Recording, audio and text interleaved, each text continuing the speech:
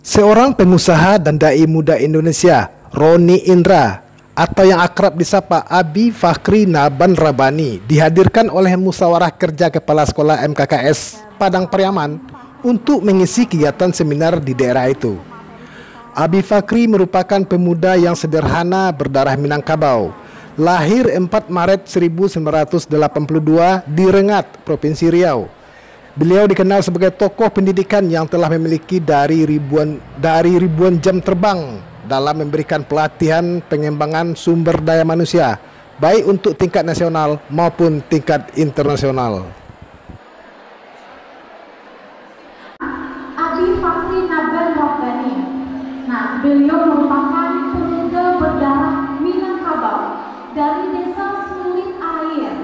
Nah, beliau lahir di Rengat, Provinsi Riau pada tanggal 4 Maret 1982. Beliau merupakan lulusan strata 1 di Universitas Maranta Bandung dan strata 2 di Universitas Pasundan. Abi Fakhri sebagai tokoh pendidikan master trainer. Beliau juga merupakan dosen Fakultas Psikologi Universitas Swasta di Bandung. Sebagai konsultan remaja, mahasiswa, pranikah, dan rumah tangga, Masya Allah. Nah, Bapak Ibu, Abi juga merupakan seorang penulis buku bestseller.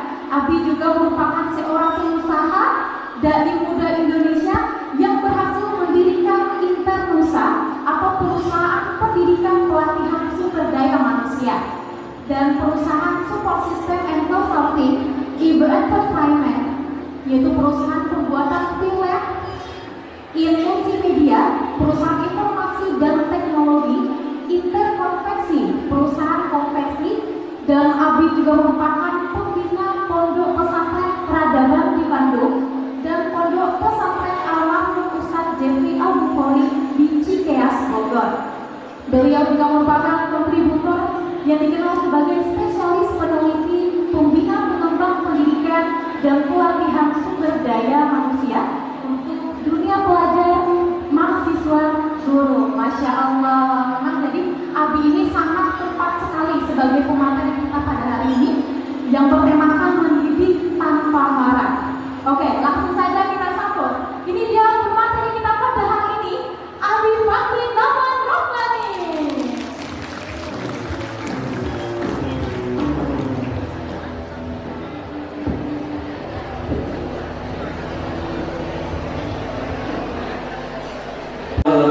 Assalamualaikum warahmatullahi wabarakatuh.